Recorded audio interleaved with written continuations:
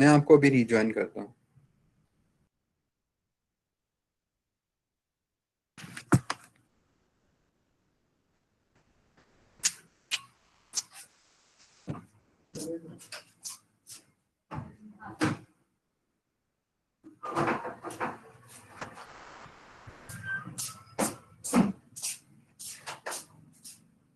मामला है कि साढ़े क्या है क्या है ऐसे ये रखा कल डेट पे दिया तीनों काम ठीक नहीं है। आइंदा आपने अब्दुल्ला के साथ नहीं आना। अच्छा अम्मी लेने जाएंगी, अम्मी लेने जाएंगी तो आना है, ठीक है? मना कर देना, सही है?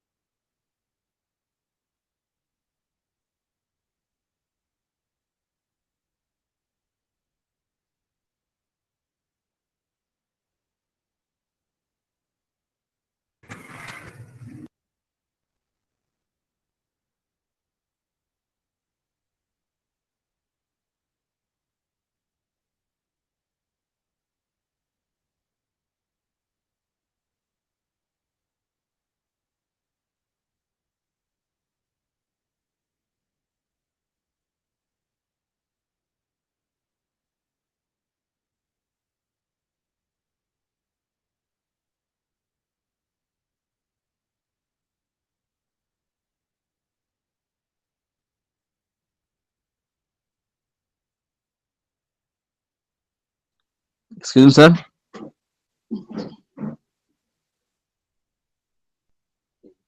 Sir.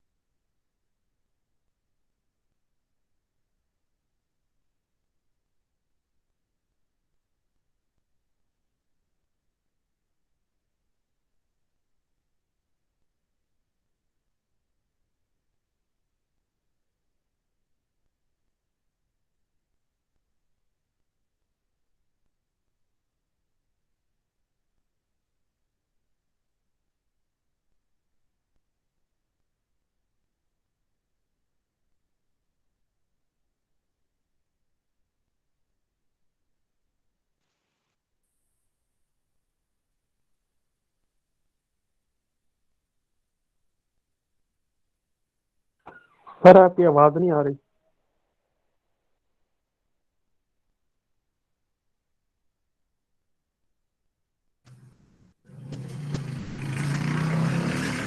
अभी आवाज आ रही है जी आपको? जी सर अभी आ रही है। अच्छा,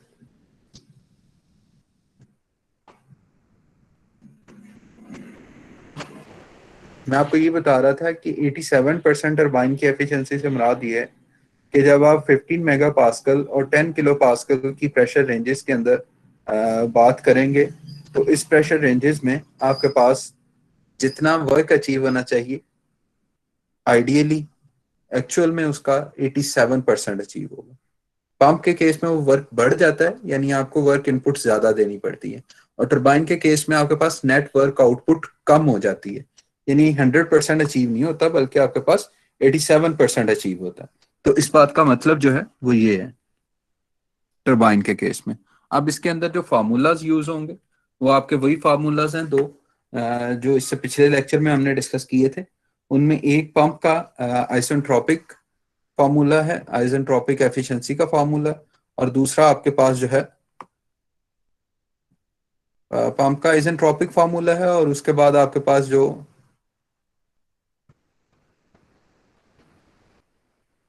फार्मूला है वो टरबाइन का आइसेंट्रोपिक एफिशिएंसी का फार्मूला है। उसमें आपके पास जो पंप का फार्मूला है उसमें आपके पास isentropic work divided by actual work होता है, और जो आपके पास टरबाइन का फार्मूला है, टरबाइन के फार्मूले में actual work divided by isentropic work होता है। तो इनके रिलेशंस, पंप के केस में आपके पास वर्क को अचीव करने के दो तरीके होते हैं आइसेंट्रोपिक। एक ये है कि आप इंथैल्पीज के थ्रू उसको अप्रोच करें, जो मतलब गिवन प्रेशर्स हैं उनके ऊपर आप इंथैल्पीज को एवेलुएट कर लें। दूसरा ये होता है कि चूंकि ये इनकम्प्रेसिबल फ्लूइड होता है, तो इनकम्प्रेसिबल फ्लूइड के लिए आप प्रेशर वॉल्यूम वर्क को भी लिख सकते हैं, जिसमें वॉल्यूम आपका कांस्टेंट रहेगा दोनों केसेस में, P2 V1 minus P1 V1। तो इसमें से V1 जो है वो आपका कांस्टेंट रहता है, यानी V1 और V2 दोनों सेम है, तो V आप कॉमन बाहर निकाल सकते हैं और दोनों प्रेशर्स का डिफरेंस निकाल सकते हैं। कैसे, मैं आपको बता देता हूँ कि पंप के केस में आपके पास लेट्स सी एक ये लोअर प्रेशर है जो 1 डिग्री सेंटीग्रेड और जो है, तो 1 और 2 दो आपके पास पॉइंट्स हैं। 1 पॉइंट के ऊपर 9 किलो पास्कल है और पॉइंट 2 के ऊपर 16 मेगा पास्कल है। तो पंप सिर्फ इसका प्रेशर रेज कर रहा है, इसके अलावा इसके वॉल्यूम में कोई फर्क नहीं आ रहा। तो वॉल्यूम को आप कॉमन निकाल सकते हैं आइसोएंट्रोपिक वर्क के लिए। और आइसोएंट्रोपिक वर्क को एक्चुअल के साथ किस तरह से लिंक किया जाता है, आइसोएंट्रोपिक एफिशिएंसी के थ्रू लिंक किया जाता है। पंप की एफिशिएंसी में work WS divided by WA होता है। तो वॉल्यूम आपने कॉमन निकाल लिया, P2 माइनस P1 किया। वॉल्यूम आप कैसे निकालेंगे, वॉल्यूम V1 के लिए आपको कंडीशन गिवन है। कंडीशन कैसे गिवन है, कंडीशन 9 किलो पास्कल, जो आपके पास स्टीम टेबल्स होंगे उसके ऊपर आप 9 किलो पास्कल देखेंगे और 38 डिग्री सेंटीग्रेड देखेंगे टेम्परेचर। तो उसके ऊपर आपके पास जो भी वैल्यू आएगी उस वैल्यू को आप यहाँ पे वॉल्यूम के तौर पे ट्रीट करेंगे। वॉल्यूम जो हमारे पास स्पेसिफिक वॉल्यूम आता है टेबल से, स्टीम टेबल से, वो आपने लिखा, प्रेशर का डिफरेंस लिखा, यानी 16 मेगा पास्कल और 9 किलो पास्कल था। तो 16 मेगा पास्कल को सेम इसी तरह से 1000 से मल्टीप्लाई करके किलो पास्कल में कन्वर्ट कर लिया, तो 16,000 माइनस 9 किलो पास्कल आ गए। अब इसको आप 0.85 आपके पास जो थर्मल एफिशिएंसी है वो आ जाएगा। तो इन एक्चुअल आपको जो वर्क है वो इतना परफॉर्म करना पड़ेगा पंप के ऊपर, जो कि ज्यादा है as compare to your isentropic work. Isentropic work आपका कम होगा, जब आप इसको 0.85 को डिवाइड करेंगे इस आइसेंट्रोपिक वर्क से तो आपका वर्क बढ़ जाएगा, इनपुट वर्क। तो टरबाइन के अगर आउटपुट वर्क की बात करें तो टरबाइन का आउटपुट वर्क किस तरह से होता है, उसमें आपके पास टरबाइन के वर्क में आपके पास W actual divided by W आइसोएंट्रोपिक होता है। तो W एक्चुअल आपके पास कैसे आएगा जी, W एक्चुअल निकालने के लिए आपके पास ईटा थर्मल गिवन है, eta turbine isentropic efficiency of turbine given है। तो इसके साथ आप आइसेंट्रोपिक वर्क को मल्टीप्लाई कर देंगे जो आउटपुट वर्क है टरबाइन का। वो कैसे निकलेगा, वो इंथैल्पीज का डिफरेंस होता है। इंथैल्पीज का डिफरेंस कौन कौन सी इंथैल्पीज का डिफरेंस होता है, टरबाइन के इनलेट के ऊपर आपके पास जो इंथैल्पी आ रही है वो, और टरबाइन के आउटलेट के ऊपर आपके पास जो इंथैल्पी आ रही है वो। आइसोएंट्रोपिक है, WS है, तो आइसोएंट्रोपिक के केस में H6S होगा। तो H6X आ जाएगा आपके पास, H5 माइनस H6X। अब आपके पास ये इंथैल्पीज स्टीम टेबल से आ जाएंगी। H5 आपके पास गिवन है 0.5 के ऊपर 15 मेगा पास्कल पे 600 डिग्री सेंटीग्रेड पे आप देखेंगे। जो भी इंथैल्पी की वैल्यू होगी वो आप H5 लिखेंगे। जब आप H6 की बात करेंगे तो आइसोएंट्रोपिक आपके पास एंट्रोपी सेम रहेगी। एंट्रोपी सेम रहने से आपके पास S5 is equal to S6, और वहां से आप H6S की वैल्यू निकाल लेंगे। वो कैसे निकलेगी, वो आप इससे पिछले न्यूमेरिकल में ये सॉल्व कर चुके हैं। क्या आपने जब पहले उसकी आप निकालेंगे, क्या आप उसकी निकालेंगे क्वालिटी स्टीम की। क्वालिटी ऑफ स्टीम कैसे निकलती है, क्योंकि इन दोनों की इंट्रोपीज सेम है, तो S5 is equal to S6 होगा। तो S5 आप निकाल सकते हैं उसी को इक्वेट करेंगे। S6 को आप लिखेंगे किस टर्म्स में? आप लिखेंगे उसको SF6 plus X6 into HFG6। यहां से आपके पास X6 आ जाएगा। X6 आपको क्वालिटी ऑफ स्टीम बताता है, वो आपके पास नोन होगी तो आप H6X निकाल सकते हैं। H6X को आपने निकाला, यहाँ पे पुट किया और टरबाइन का आउटपुट वर्क निकाल लिया। अब बॉयलर की, अब आपके पास वर्क दोनों आ गए, तो W out minus W in करेंगे तो नेट वर्क आ जाएगा आपके पास। और थर्मल एफिशिएंसी निकालने के लिए net work output divided by heat supply होता है। हीट सप्लाई कहाँ पे आएगी? वो आएगी आपकी बॉयलर के अंदर। तो बॉयलर के अंदर कंडीशंस क्या है? बॉयलर के अंदर कंडीशंस ये गिवन है, H4 और H3 है। तो H4 माइनस H3 होगा। H4 आपके पास 15.2 मेगा पास्कल्स और 625 डिग्री सेंटीग्रेड है। और H3 के अंदर आपके पास 15.9 मेगा पास्कल्स और आपके पास टेम्परेचर जो गिवन है वो 35 डिग्री सेंटीग्रेड है। तो H4 और H3 निकाल लेंगे। H4 और H3 निकालने के बाद आपके पास QN भी आ गई, W नेट आउट भी आ गया। इन दोनों को डिवाइड करेंगे तो थर्मल एफिशिएंसी आ जाएगी। अगर आपने W पावर प्रोड्यूस निकालनी है इसी पावर प्लांट की, तो वो कैसे निकलेगी? जितना आपके पास वर्क आउटपुट है उसको आप फ्लो रेट के साथ मल्टीप्लाई कर देंगे। फ्लो रेट के साथ, किस चीज के फ्लो रेट के साथ? स्टीम का जो फ्लो रेट गिवन था 15 kg पर सेकेंड जो गिवन था, उसके साथ जब आप नेट आउटपुट वर्क को मल्टीप्लाई करेंगे तो वो पावर में कन्वर्ट हो जाएगा। पावर आपके पास आ जाएगी। और इस केस में वो पावर कितनी आ रही है जी? इस केस में वो पावर आ रही है 18.9 मेगावाट। तो ये एग्जाम्पल है, इसको सॉल्व कीजिएगा खुद। अगर इसमें कोई भी प्रॉब्लम होगी तो नेक्स्ट जो लेक्चर होगा मंडे का, उसमें आप लोग ये डिस्कस कर लेंगे, क्योंकि इसको मैंने फर्दर बड़ी डिटेल से आपको बता दिया है। तो इसको फर्दर आप जो है वो कर लीजिएगा अपने तौर पे। स्टिल कोई प्रॉब्लम होगी तो उसको हम नेक्स्ट लेक्चर में डिस्कस कर लेंगे। सर H3 निकाल कर बता दें। सॉरी, सर H3 की वैल्यू नहीं आ रही, मैंने तो ट्राई किया। H3 की वैल्यू नहीं आ रही। H3 की वैल्यू आप किस तरह से निकाल रहे थे? जी सर, बाकी आगे तो सर काफी कोशिश की, इसका कंसेप्ट समझ नहीं आया मुझे। 160 है ना जो, ये नहीं निकल रहा। बाकी एंथैल्पीज मैंने निकालनी हुई है। ठीक है जी। H3 के ऊपर आपने वैसे कंडीशंस क्या ली हैं? 15.9 मेगा पास्कल्स और 35 डिग्री सेंटीग्रेड। Hello hello. जी सर जी, ये कंडीशन इतना नहीं। मैं स्टीम टेबल खोल लूँ एक दफा, फिर मैं आपको बताता हूँ। जी sir, thank you.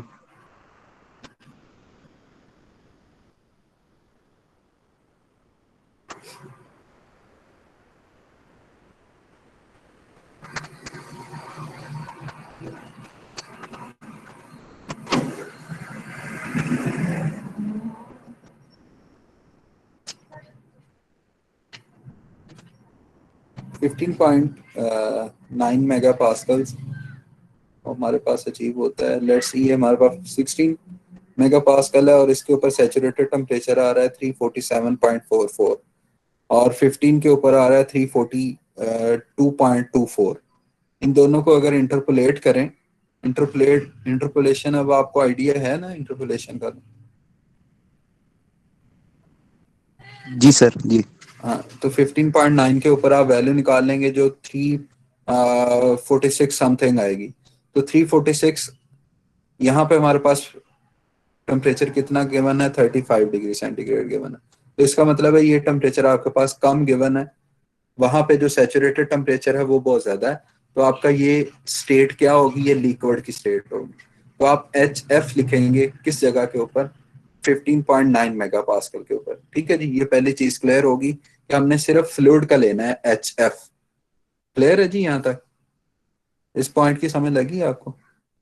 Ji sir. अच्छा जी, अब हम देखते हैं HF जी 15। सर, आगे समझिए। ठीक है जी, 15 मेगा पास्कल और 16 मेगा पास्कल के ऊपर HF की वैल्यू देखते हैं। ये आपके पास सैचुरेटेड लिक्विड आ गया, इसकी एंथैल्पीज आ गई।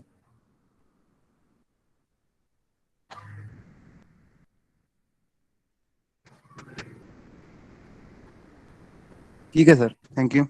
ठीक है जी, ये 15 और 16 के दरमियान आप देख लीजिएगा, ये इंटरपोलेट करके इन दोनों वैल्यूज को आपके पास थैंक यू वैल्यू सर। निकल आएगी। ठीक है। Okay okay sir.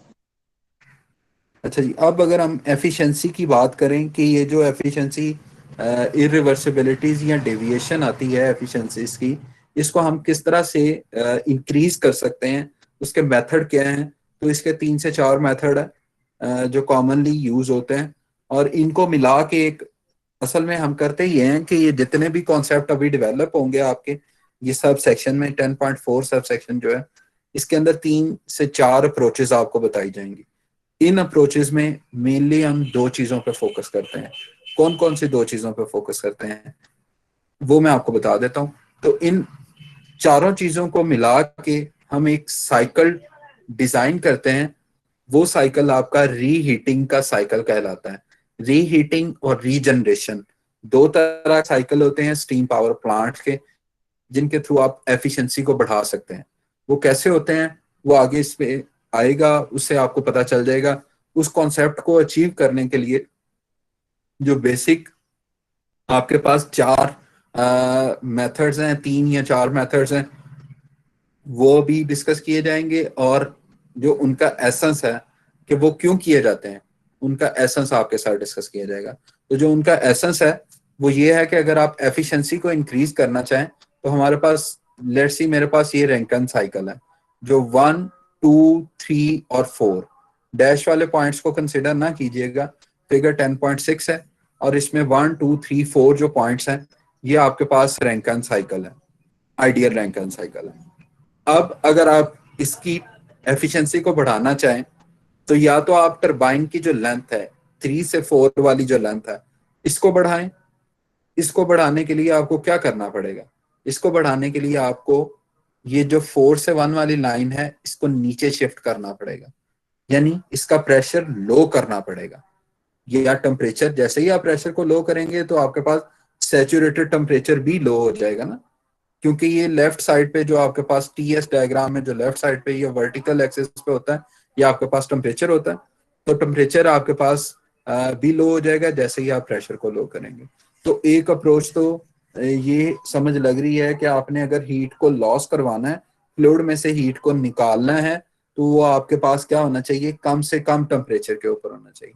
यानी if you are lowering the temperature of your condenser then you are going to achieve some higher efficiency। एक ये अप्रोच है। दूसरी अप्रोच ये है जो यहाँ पे लिखी हुई है, ये बिल्कुल मैं आपको इसी तरह से बता देता हूँ। Increase the average temperature at which heat is transferred to the working fluid in the boiler. दूसरी अप्रोच जो मैं, एक तो अभी हमने डिस्कस की कि आपने जब हीट को रिजेक्ट करवाना है फ्लूइड में से तो वो कम से कम टेम्परेचर और प्रेशर के ऊपर हो। एक अप्रोच ये है कि आपका जो बॉयलर है उसका प्रेशर और टेम्परेचर आप बढ़ा दें, तो वो लेंथ अगेन आपके पास टरबाइन की जो लेंथ है, टरबाइन के वर्क की जो लेंथ है वो बढ़ जाएगी। तो आपके पास रिजल्टेंटली आपके पास क्या हो जाएगा जी? आपके पास वर्क आउटपुट जो है डब्ल्यू नेट जो है वो बढ़ जाएगा। डब्ल्यू नेट कैसे निकलता है? टरबाइन का वर्क माइनस पंप का वर्क। तो अगर आपके पास पहले वाली क्वांटिटी बढ़ती जाए, यानी ए माइनस बी सिंपल अगर हम इस फिनोमिना पे डिस्कस करें, तो ए आपके पास अगर टरबाइन का वर्क है और बी आपके पास पंप का वर्क है, तो ए आप जितना बढ़ाते जाएंगे उतना आपके पास ए माइनस बी का डिफरेंस जो है वो बढ़ता जाएगा। ठीक है जी। एक ये है कि आप बॉयलर का प्रेशर और टेम्परेचर बढ़ा दें, यानी average temperature of the cycle आप इंक्रीज कर दें, बढ़ा दें, या फिर आप average temperature of the cycle at which or decrease the average temperature at which heat is rejected from the working fluid, या आप जहां पे रिजेक्शन हो रही है उसका एवरेज टेम्परेचर लो कर दें। तो यही बेसिक कॉन्सेप्ट्स हैं। ये किस तरह से अचीव होते हैं, उसका पहला मेथड मैंने आपके साथ अभी डिस्कस किया है कि आप कंडेंसर के प्रेशर को लो कर दें। जब आप कंडेंसर के प्रेशर को लो करते हैं तो आपके पास 3 से 4 वाली जो लेंथ है वो 3 से 4 डैश की लेंथ बन जाती है, और प्रेशर P4 की बजाय P4 डैश हो जाता है। तो प्रेशर P4 डैश आप लो करते हैं तो आपके पास क्या होगा जी? रिजल्टेंटली वो पॉइंट नीचे आएगा जहां से आपके पास टरबाइन की आउटपुट निकल के कंडेंसर के अंदर जा रही है, वो पॉइंट नीचे आएगा। वो पॉइंट जब आपका नीचे शिफ्ट होगा तो आपके पास ये लेंथ बढ़ जाएगी, 3 से 4 वाली जो लेंथ थी। जैसे ही ये लेंथ बढ़ेगी तो आपके पास एफिशिएंसी बढ़ जाएगी। तो आपके पास ये जो शेडेड रीजन है, ये शेडेड रीजन अचीव होता है। शेडेड रीजन में आपके पास जो है वो एक तो एफिशिएंसी बढ़ रही है या टरबाइन का वर्क आउटपुट बढ़ रहा है। दूसरी, अगर आप 2 और 2 के दरमियान डिफरेंस देखें तो ये आपको क्या बता रहा है? ये आपको ये बता रहा है कि आपका हीट इनपुट भी बढ़ रही है, लेकिन हीट इनपुट और 4 यानी 2 और 2 और 4 और 4 को अगर आप कंपेयर करें तो इनमें से 4 और 4 की लेंथ आपके पास ज्यादा है। इसका मतलब ये है कि आपकी जो हीट सप्लाई है वो कम है as compare to your output work. तो आउटपुट वर्क नो डाउट आपकी हीट सप्लाई थोड़ी ज्यादा होगी, आपको ज्यादा हीटेड करना पड़ेगा, यानी आपका लिक्विड और सब कूल रीजन में चला जाएगा, फर्दर कूल डाउन हो जाएगा, लेकिन आपकी जो आउटपुट है, वर्क आउटपुट है टरबाइन में, वो बढ़ रही है। तो रिजल्टेंटली आपके पास एफिशिएंसी जो है वो बढ़ती है। अब इसकी एक लिमिटेशन है कि आप मैक्सिमम, एक तो ये है कि हम इसके टेम्परेचर और प्रेशर को लोअर करते जाएं, जितना हो सकता है आप कंडेंसर के प्रेशर को लोअर करते जाएं तो वो आपके लिए बेनिफिशियल है। लेकिन ऐसा हम कर नहीं सकते। क्यों नहीं कर सकते? तो इसलिए नहीं कर सकते, कंडेंसर्स के अंदर आप यूजुअली आपने देखा होगा कि पावर प्लांट्स जो है इनके करीब तरीन कोई ना कोई सोर्स होता है, जैसे नहर हो, नेचुरल सोर्स होता है वाटर का, नहर हो, जैसे गुड्डू की साइट है हमारे करीब, तो गुड्डू की साइट में आपके पास क्या है कि आपके पास वहां पे हेड है, जो गुड्डू बैराज है। गुड्डू बैराज से वो पानी को लेते हैं और उसी पानी के थ्रू वो क्या करते हैं, अपने कंडेंसर के अंदर से, कंडेंसर का जो कूलिंग वाटर का सर्किट होता है उसके अंदर आप उस पानी को यूज करते हुए आप उसकी हीट को रिजेक्ट करवाते हैं। अब जो कूलिंग वाटर आपका आ रहा है उसका एक सर्टेन टेम्परेचर होगा। फर्ज करें वो आपने टेम्परेचर जब रिवर में से लिया तो उसका टेम्परेचर 15 डिग्री सेंटीग्रेड। अब आपका 15 डिग्री सेंटीग्रेड के ऊपर कूलिंग वाटर आ रहा है, तो जो स्टीम आपकी निकल के आ रही है टरबाइन से, उसका टेम्परेचर आपके पास कितना होना चाहिए? 15 डिग्री सेंटीग्रेड से ज्यादा होना चाहिए। अगर उसे कम होगा तो हीट ट्रांसफर ही नहीं होगी, समझ रहे? तो हीट ट्रांसफर पॉसिबिलिटी को इंश्योर करने के लिए आपका जो डिजाइंड हो कंडेंसर, अगर आपका कंडेंसर 10 डिग्री सेंटीग्रेड का डिफरेंस देने के लिए डिजाइन है कि आपके कंडेंसर के इनलेट के ऊपर अगर आप 25 डिग्री सेंटीग्रेड इंट्रोड्यूस करवाएं स्टीम को, तो जब वो कंडेंसर के बाद निकलेगी, कंडेंस होने के बाद स्टीम, एक तरफ से आपके स्टीम आ रही होती है, दूसरी तरफ आपके पास जो ट्यूब्स होती हैं उसके अंदर आपके पास क्या आ रहा होता है? कूलिंग वाटर आ रहा होता है। तो कूलिंग वाटर 10 डिग्री के ऊपर या 15 डिग्री के ऊपर अगर आपने इंट्रोड्यूस करवाया, स्टीम आपने इंट्रोड्यूस करवाई 25 डिग्री सेंटीग्रेड, दोनों का टेम्परेचर डिफरेंस है, हीट ट्रांसफर होगी from steam towards your cooling water, और स्टीम का टेम्परेचर जो है वो लो होता जाएगा, कूलिंग वाटर का टेम्परेचर बढ़ता जाएगा। तो 15 डिग्री सेंटीग्रेड लिमिटिंग टेम्परेचर है, यानी आप कंडेंसर का टेम्परेचर 15 डिग्री सेंटीग्रेड से ऊपर रखेंगे ताकि आपकी स्टीम का हीट ट्रांसफर हो सके कूलिंग वाटर के साथ। तो ये वो रीजन है जिनकी वजह से आप कंडेंसर का एक सर्टन टेम्परेचर अचीव कर सकते हैं, उससे प्रेशर अचीव कर सकते हैं, लोअर प्रेशर अचीव कर सकते हैं, उससे फर्दर आप उसको अचीव नहीं कर सकते, उससे फर्दर बिलो आप उसको नहीं लेके जा सकते। Lowering the condenser pressure is not without any side effect. अब अगर आप लोअर करते जाएं प्रेशर को, अगर हमने लोअर किया तो क्या हुआ? 0.4 जो है ये 100% स्टीम का पॉइंट है, 4 के ऊपर आपके पास 100% स्टीम है, तो स्टीम ब्लेड्स के ऊपर स्ट्राइक करेगी तो आपके पास ये उसमें वाटर के ड्रॉपलेट्स नहीं होंगे, बल्कि सारी की सारी स्टीम होगी, 100% स्टीम उसके आउटलेट के ऊपर आ रही होगी। लेकिन अगर आप उसका प्रेशर लो कर देते हैं, 4 के ऊपर ले आते हैं, तो क्या होगा? 4 के ऊपर अगर आप लेके आते हैं तो उसकी वजह से उसका जो क्वालिटी है स्टीम की वो लो हो चुकी होगी। यहाँ पे X1 है, यहाँ पे X में भी 0.8 हो, यानी 80% उसमें स्टीम हो, लेकिन स्टिल उसके अंदर क्या होगा जी? 20% आपके पास उसके अंदर वाटर के ड्रॉपलेट्स आएंगे। तो वाटर के ड्रॉपलेट्स टरबाइन के ब्लेड्स के ऊपर फिटिंग करने के लिए या इरोजन करने की पॉसिबिलिटी रखेंगे, जिसकी वजह से टरबाइन के ब्लेड्स को खराब होने का खदशा होगा। तो लोअरिंग ऑफ कंडेंसर प्रेशर आपके पास ये लीड करता है, एक प्रॉब्लम इसमें क्रिएट हुई। वो प्रॉब्लम क्या क्रिएट हुई कि इसके जो स्टीम आपकी आउटलेट निकल रही है टरबाइन के अंदर, वो टरबाइन की जो आउटलेट है उसके अंदर वाटर के ड्रॉपलेट्स जो हैं वो आने के चांसेस होते हैं, और वाटर के ड्रॉपलेट्स आने की वजह से आपके पास टरबाइन के जो ब्लेड्स हैं उनके अंदर इरोजन होने के चांसेस ज्यादा हैं, यानी टरबाइन के ब्लेड्स डैमेज होने का खतरा होता है। The presence of large quantity of moisture is highly undesirable in the turbine.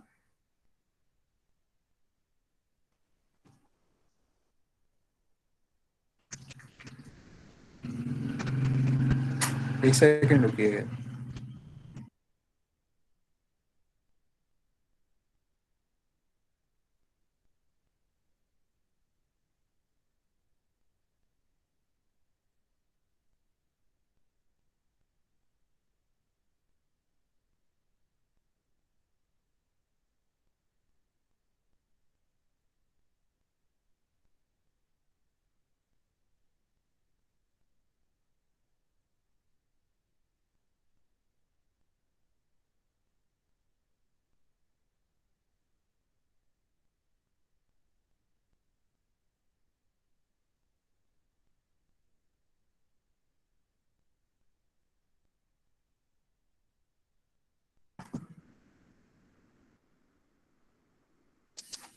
तो आपके पास ये पॉसिबिलिटी आती है किस केस में, टरबाइन जब आप कंडेंसर के प्रेशर को लोअर करते हैं।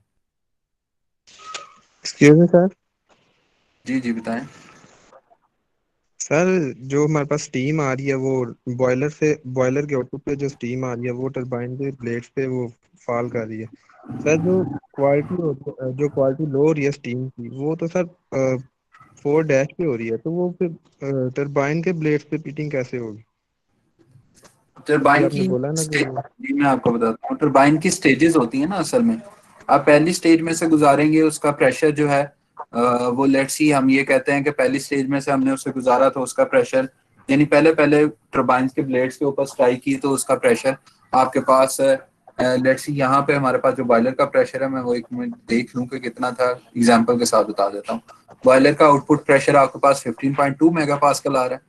पहली आप जी या जी 15 मेगा पास्कल के ऊपर आप इंट्रोड्यूस करवा रहे हैं टरबाइन के अंदर। तो पहली स्टेज में से गुजरती है, पहले अगर 10 ब्लेड्स की स्टेज है तो पहले 10 ब्लेड की स्टेज में से गुजरने के बाद उसका प्रेशर जो है वो लेट्स सी 13 मेगा पास्कल हो जाता है। ठीक है, वो है अभी स्टिल स्टीम उसके अंदर ही, लेकिन जैसे ही वो आखिरी स्टेज पे पहुंचेगी तो उसका प्रेशर 10 किलो पास्कल के करीब होगा, और वो होगी आखिरी ब्लेड्स के साथ ही अभी अटैच। समझ रहे हैं? जब वो उसके जी सर। एग्जैक्ट निकलेगी, फर्ज करें वो 10 किलो पास्कल की बजाय, चले हम ये कहते हैं कि लोअर प्रेशर हो रहा है, तो प्रेशर पाइप में इंटेक होने से पहले, यानी कंडेंसर वाली पाइपिंग में इंटेक होने से पहले आपके पास उसके पास प्रेशर जो है वो 11 किलो पास्कल है। 11 किलो पास्कल के ऊपर अगर आपके पास उसमें मॉइस्चर आ जाता है स्टीम के अंदर। मॉइस्चर कैसे आएगा? मॉइस्चर इसलिए आएगा कि आपका प्रेशर जो है वो प्रेशर लो हो लो जाएगा। हो रहा है। हेलो। जी सर, प्रेशर लो हो जाएगा जिसकी वजह से मॉइस्चर हाँ आ जी, जाएगा। हाँ जी, मॉइस्चर आने के चांस। तो आखिरी जो ब्लेड्स होंगे ना टरबाइन के, उनके अंदर ही आपके पास मॉइस्चर आना शुरू हो जाएगा, जिसकी वजह से उसमें इरोजन होने के चांसेस ज्यादा हो। ठीक है सर।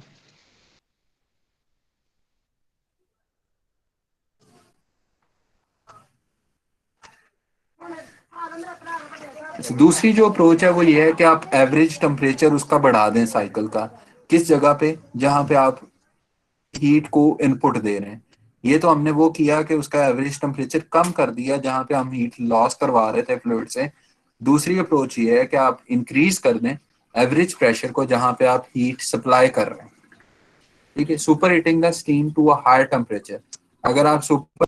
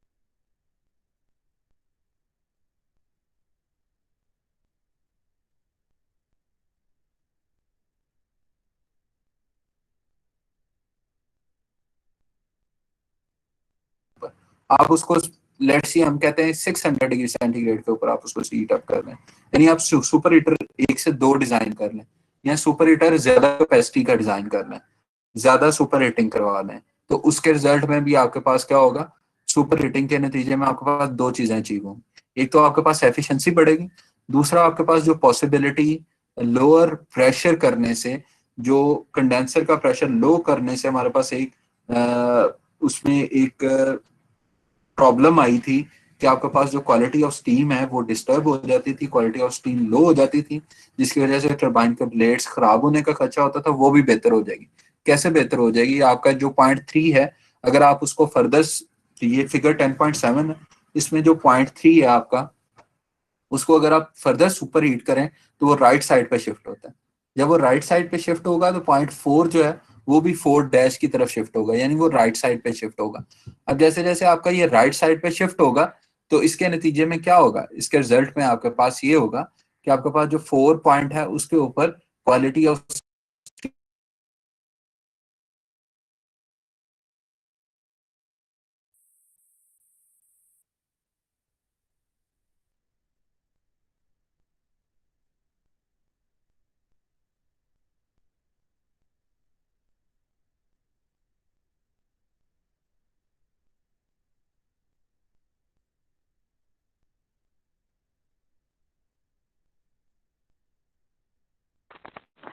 एक्सक्यूज मी सर आवाज़ कट रही है आपकी।80 था, यानी 80% स्टीम थी और 20% उसके अंदर वाटर का कंटेंट आ गया था, वो अब बेहतर होके हो सकता है 97-96% तक पहुंच जाए, यानी उसमें ड्रॉपलेट वाटर के ड्रॉपलेट होने के चांसेस जो है वो बहुत कम हो जाए। तो ये पॉसिबिलिटी, आप इस काम में 2 चीजें अचीव कर रहे होते हैं, एक तो आपके पास ये लेंथ बढ़ जाती है, 3 और 4 की लेंथ बढ़ के 3-4 यानी वो लेंथ बढ़ गई टरबाइन की आउटपुट की, वो बढ़ गई। और दूसरी क्या चीज इसमें आपने अचीव की, आपने क्वालिटी ऑफ स्टीम को बेहतर कर लिया। कब, जब आप सुपर हीटिंग कर रहे होते हैं, super heating the steam to a higher temperature. तो ये जो आपके पास 10.7 है, इसमें यही चीज इसी को बताया गया है कि जब आप इसको बेहतर करते हैं, जब आप इसको ज्यादा सुपर हीट करते हैं तो आप एक तो क्वालिटी ऑफ स्टीम को बेहतर कर रहे होते हैं और दूसरा आप इसमें हायर एफिशिएंसी को अचीव कर रहे होते हैं। तो अभी जो प्रेजेंटली है, हाईएस्ट स्टीम टेम्परेचर जो है allowed at the turbine inlet is about 620 degree centigrade. Any increase in this value depends on improving the present material or finding new ones that can withstand the higher temperatures. इस बात का क्या मतलब है, इस बात का मतलब ये है कि आप सुपर हीटिंग को भी एक लिमिट तक लेके जा सकते हैं। क्यों एक लिमिट तक लेके जा सकते हैं, 2 तरह के मटेरियल के फेलियर होने के चांसेस होते हैं। मटेरियल क्या होता है, आप कोई भी चीज बनाएंगे तो वो किसी एक मटेरियल से बनेगी, मेटलर्जी उसके अंदर इन्वॉल्व होगी। यानी अगर आपने टरबाइन के ब्लेड्स बनाने हैं तो वो हो सकता है बहुत अच्छा मटेरियल लगाएं, 25-22 या इस तरह के बहुत सारे डिफरेंट मटेरियल्स होते हैं, स्टेनलेस स्टील लगा लें या फला फला फला जो भी है। स्टेनलेस स्टील के वैसे ब्लेड्स जो हैं वो यूजुअली, मतलब मैं ये आपको एग्जांपल दे रहा हूँ, इसको आपने 100% इंश्योरिटी नहीं समझना कि अच्छे से अच्छे मटेरियल आप लगाने की कोशिश करते हैं। तो जो मटेरियल होता है उसके फेलियर होने के 2 चांसेस होते हैं, एक तो फटीग होती है और एक क्रीप होती है। क्रीप का फिनोमिना जो है वो जब आप उस मटेरियल को एक्सपोज करते हैं हाई टेम्परेचर के ऊपर फॉर फॉर आप उसको क्या कहेंगे कि ज्यादा टाइम के लिए आप उसको अगर हाई टेम्परेचर के ऊपर एक्सपोज करते हैं तो उसके अंदर थर्मल स्ट्रेसेस जनरेट होती हैं। थर्मल स्ट्रेसेस जनरेट होने की वजह से वहां से मटेरियल का फेलियर होने के चांसेस होते हैं, मटेरियल के वहां से डैमेज होने के चांसेस होते हैं, वहां से आपके पास फ्रैक्चर्स आने के चांसेस होते हैं। एयरलाइन फ्रैक्चर्स पहले आते हैं, उसके बाद वो मटेरियल वहां से जो है अच्छा खासा फ्रैक्चर हो जाता है। तो ये चांसेस जो आपके पास आते हैं वो चांसेस आपके पास हाई टेम्परेचर के ऊपर एक्सपोजर देने से आते हैं। दूसरा जो फिनोमेना है, इस फिनोमेना को क्रीप कहते हैं। दूसरा फिनोमेना फटीग है। फटीग जो है वो रिपीटेड लोडिंग की वजह से आता है। बार बार अगर आप उसको लोड अनलोड करें यानी वाइब्रेशंस आए तो उसकी वजह से भी मटेरियल फेल होता है। तो वो मटेरियल फेल आपका यूजुअली जहाँ पे कोई चीज घूम रही होगी तो वहां पे वो फेलियर आने के चांसेस ज्यादा होते हैं। तो यहाँ पे क्रीप का फिनोमेना इन्वॉल्व होता है। तो क्रीप होने के चांसेस बढ़ जाते हैं अगर आप ये जो 620 डिग्री सेंटीग्रेड से ऊपर जाएं। आप जा सकते हैं लेकिन आपकी जो लाइफ है मटेरियल की वो कम होती जाएगी। तो इस तरह के लिमिटेशंस की वजह से आप 620 डिग्री सेंटीग्रेड तक उसको मैक्सिमम सुपर हीट कर सकते हैं। जो operating conditions viable operating conditions जो हैं आपकी पावर प्लांट की, उनमें टरबाइन के अंदर जो इनलेट का टेम्परेचर है उसको आप 620 डिग्री सेंटीग्रेड तक लेके जा सकते हैं, परमिटेड है ये। अब जो तीसरा चांस है वो क्या है, वो ये है अभी आपने क्या किया था, अभी हमने उसको सुपर हीट किया था स्टीम को, यानी उसका टेम्परेचर बढ़ाया था। तीसरा जो अप्रोच है वो है कि आप बॉयलर का प्रेशर बढ़ा दें। फर्ज करें आपके पास पहले बॉयलर का प्रेशर क्या है, पहले आपके पास बॉयलर का प्रेशर जो है वो 3.5 मेगा पास्कल्स है, सॉरी 35 मेगा पास्कल्स है। या उसी एग्जांपल को लेते हैं, ये जो हमने एग्जांपल डिस्कस की कि आपका बॉयलर का प्रेशर जो है वो 16 मेगा पास्कल के ऊपर आपने डिजाइन किया, आप उसका प्रेशर बढ़ा दें 16 मेगा पास्कल की बजाय आप उसका 20 मेगा पास्कल कर दें। तो 20 मेगा पास्कल आप करेंगे तो क्या होगा, यहाँ पे हमारे पास ये जो 2 और 3 वाली लाइन है ये आपके पास 16 मेगा पास्कल के ऊपर है, और 2 डैश और 3 डैश की जो लाइन है ये आपके पास 20 मेगा पास्कल की लाइन है। तो 20 मेगा पास्कल करने की वजह से क्या होगा, 20 मेगा पास्कल करने की वजह से आपके पास उसका जब आपने उसका प्रेशर बढ़ाया तो प्रेशर बढ़ाने की वजह से उसके अंदर जो हीट एडिशन है वो आपके पास लो होती जाएगी, यानी क्यू इन आपके पास कम होती जाएगी। क्यू इन अगर आप कम करेंगे तो आपके पास थर्मल एफिशिएंसी जो है वो क्या होगी, वो बढ़ जाएगी। क्यों बढ़ जाएगी, क्योंकि थर्मल एफिशिएंसी बेसिकली रेशो होती है W net divided by Q N. तो जो वर्क आउटपुट है वो पहले दो मेथड्स में हमने वर्क आउटपुट बढ़ाने की बात की, इस मेथड में हम क्या कर रहे हैं, क्यू एन को कम करने की बात कर रहे हैं। लेकिन ये चूंकि हाई प्रेशर के ऊपर आप अचीव कर रहे होते हैं, इसकी जो कॉम्प्लेक्सिटीज हैं वो बढ़ जाती हैं, यानी प्रेशर हाई प्रेशर इक्विपमेंट्स को डील करना, उनकी डिजाइनिंग, उसको ऑपरेट करना वो मुश्किल होता है as compare to low pressure equipments. तो हाई प्रेशर के ऊपर आपके चांसेस भी ज्यादा बढ़ जाते हैं, क्योंकि अगर आपका बॉयलर का इंसिडेंट होता है तो उसकी वजह से लाइफ इंजरीज बहुत ज्यादा आने के चांसेस होते हैं, और आपकी कंपनीज बैन होने के इवन चांसेस होते हैं। और बॉयलर के जो प्रीवियसली इंसिडेंट्स हैं उन्हीं की वजह से American society of mechanical engineering की बुनियाद रखी गई, और बाकी जो बॉयलर के कोड्स बने, कोड से मुराद ये होता है कि जब आप बॉयलर डिजाइन करते हैं तो किसी कोड के अकॉर्डिंगली करते हैं कि हमने इतनी थिकनेस रखनी है इसके शेल की, इतनी थिकनेस रखनी है इसकी ट्यूब्स की, फला फला फला। वो थिकनेस क्या होती है, वो थिकनेस आप फर्ज करें आप सिलेंडर लेते हैं तो सिलेंडर आपको डिफरेंट क्वालिटीज के मिलते हैं गैस के सिलेंडर्स में। वो आपको 1200 का भी मिलता है, वो आपको 2800 का भी मिलता है, वो आपको 6000 का भी मिलता है। वो क्या होता है, 6000 वाले में सिक्योरिटी ज्यादा होती है। सिक्योरिटी कैसे ज्यादा होती है, उसकी जो वॉल होती है वो ज्यादा थिक होती है। सेम इसी तरह से बॉयलर की जो थिकनेस है वो डिपेंड कर रही होती है कि इसके अंदर जो प्रेशर है, क्योंकि हाई प्रेशर का पड़ना, अगर हाई प्रेशर से कोई चीज अगर आपकी लीक होती है या इरप्ट होती है, फटती है, तो क्या होगा, उसका इंसिडेंट बहुत बुरा होगा। तो उस इंसिडेंट को अवॉइड करने के लिए आप कोड्स को डिजाइन करते हैं, उन कोड्स के थ्रू आप क्या करते हैं कि उस थिकनेस को गवर्न करते हैं। अब वो थिकनेस आपकी अंदर जो प्रेशर है उसको होल्ड करके रखती है। ठीक है जी। तो फैक्टर ऑफ सेफ्टी एक चीज आप पढ़ेंगे, फैक्टर ऑफ सेफ्टी क्या होती है? फैक्टर ऑफ सेफ्टी ये है कि अगर आपकी डिजायरेबल थिकनेस फर्ज करें 1.5 mm है, किसी चीज को आपने इतने प्रेशर को होल्ड करवाना है किसी एक इक्विपमेंट के अंदर, तो उसके लिए आपको फर्ज करें जी 2 mm आपकी थिकनेस चाहिए। तो अगर आपका फैक्टर ऑफ सेफ्टी जो कोड का फैक्टर ऑफ सेफ्टी 3 है, तो आप 6 mm की वो चीज लगाएंगे, यानी 2 multiplied by your factor of safety. वो आपको क्या बताएगा? वो आपको बताएगा कि आप 6 mm की चीज लगाएं, आपके जो चांसेस हैं फेलियर के वो और कम हो जाएंगे। तो फैक्टर ऑफ सेफ्टी आपके फेलियर के चांसेस को कम करता है। हाँ, उसमें आपकी थिकनेस बढ़ेगी, इनिशियल कॉस्ट बढ़ेगी, लेकिन आपकी जो लाइफ है प्लांट की वो बढ़ जाएगी, जिसमें आपके पास रिटर्न जो है वो ज्यादा अच्छा आएगा। तो इंक्रीजिंग द बॉयलर प्रेशर ये इस तरह की लिमिटेशंस को गवर्न करता है, लेकिन उसको हम डिफरेंट कोड्स के थ्रू जो है अचीव कर लेते हैं कि डिफरेंट कोड्स के थ्रू आप इसको जो है वो कंपनसेट कर लेते हैं। ठीक है जी। तो यहाँ पे एफिशिएंसीज के बारे में डिस्कस किया गया है। तो फॉसल फ्यूल्स के जो पॉइंट प्लांट्स होते हैं वो 40% तक एफिशिएंसी देते हैं, थर्मल एफिशिएंसी। न्यूक्लियर प्लांट्स के जो एफिशिएंसी है वो 34% है।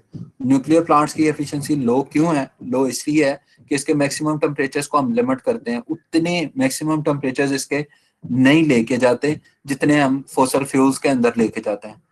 तो उसकी रीजन न्यूक्लियर का जो फेलियर है वो तो बहुत बड़ा फेलियर है। अगर आप कंट्रोल्ड रिएक्शन को अचानक अनकंट्रोल्ड कर दें तो वो एटम बम बनता है। तो एटम बम की वजह से आपके पास लॉस होने का खर्चा इवन जो स्टीम पावर प्लांट्स जो आपके पास दूसरे फॉसल फ्यूल बेस्ड हैं उनसे ज्यादा हो जाता है। तो इस तरह की अप्रोचेस जो हैं वो आपकी लिमिटाइज करती हैं न्यूक्लियर पावर प्लांट की एफिशिएंसी को। ठीक है जी। इसमें फर्दर किसी का कोई क्वेश्चन है तो वो काइंडली आप पूछ लें।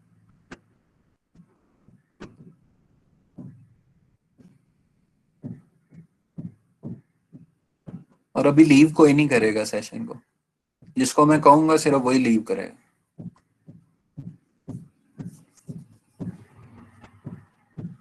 Okay sir. किसी का कोई क्वेश्चन है तो पूछ लें।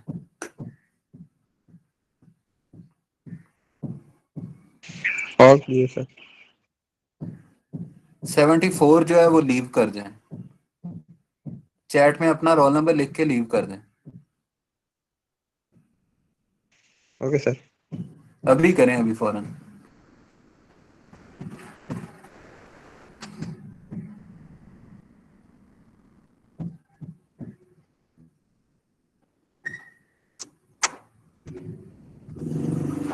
नाइन्टी जो है वो लीव कर जाए, चैट में अपना रोल नंबर लिखें और लीव कर दें। 90।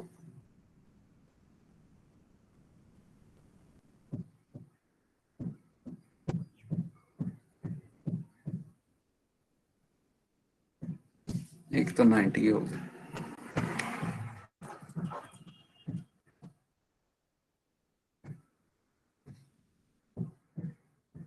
ठीक है, मेरे ख्याल में 90 ने वो किया ये है कि उसने चला के तो खुद कहीं चल।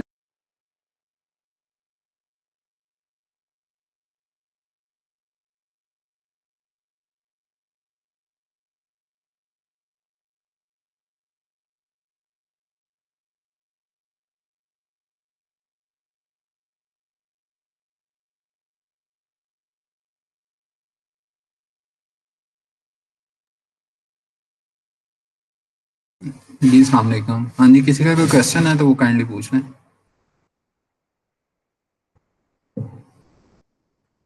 No sir. No sir, thank you.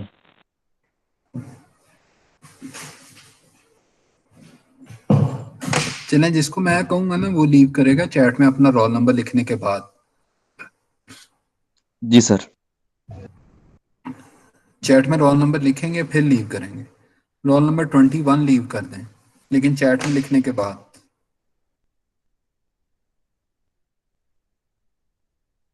Leave कर दें जी आप मीटिंग। रोल नंबर 37 चैट में लिख लें अपना रोल नंबर और लीव कर दें। 37, 37 रोल नंबर। सर चैट में रोल नंबर लिख के लीव कर दूं? हाँ जी, हाँ जी।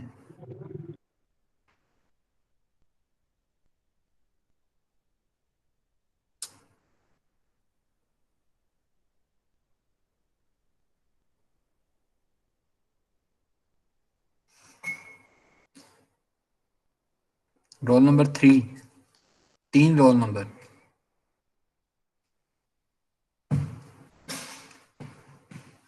रोल नंबर 35 लीव कर दें, चैट में रोल नंबर लिख दीजिएगा।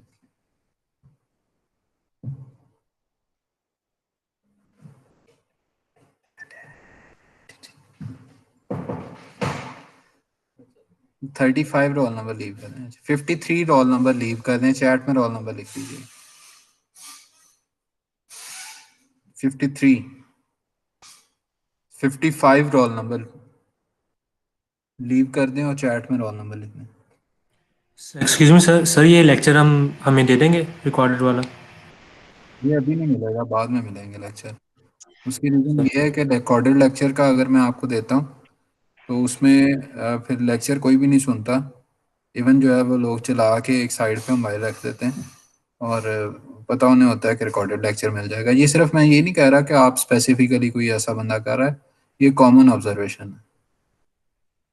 ये बाद में मिल जाएंगे लेक्चर आपको।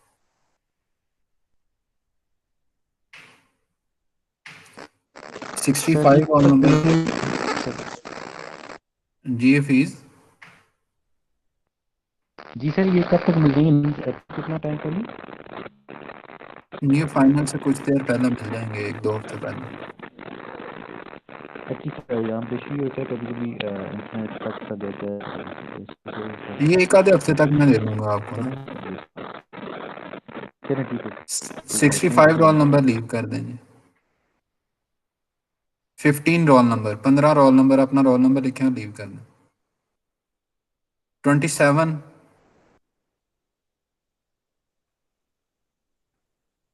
लीव कर दें। 27, 79 लीव कर दें जी अपना रोल नंबर लिख के। 79, 51 लीव कर दें जी अपना रोल नंबर लिख के। हसनैन अब्बास अपना रोल नंबर लिखें और लीव कर दें।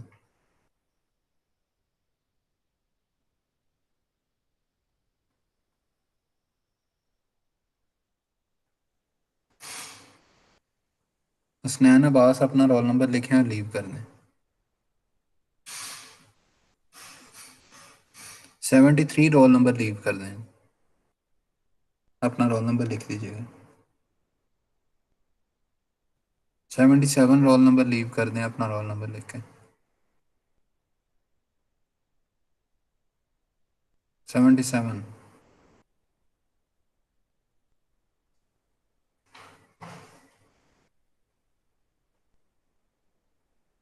7 रोल नंबर लीव कर दें जी अपना रोल नंबर लिख के। 87 रोल नंबर लीव कर दें, अपना रोल नंबर लिख के। 45 रोल नंबर लीव कर दें, अपना रोल नंबर लिख के। 85 लीव कर दें, अपना रोल नंबर लिख के। 69 लीव कर दें, अपना रोल नंबर लिख के।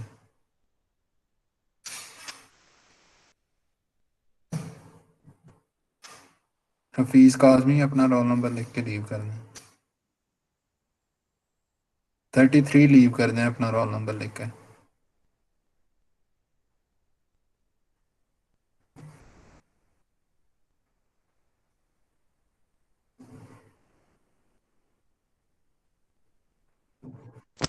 Okay sir, thank you so much. 61 role number leave कर दें जी अपना रोल नंबर लिख के। 45 लीव कर दें, अपना रोल नंबर लिख के। 29 लीव कर दें, अपना रोल नंबर लिख के।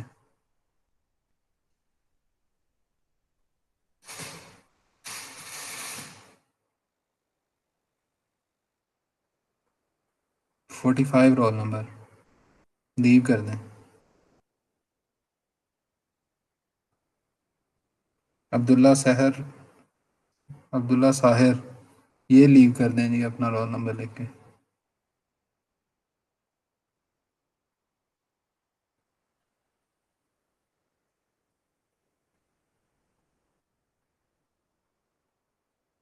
हफीज़ आप लीव कर दें।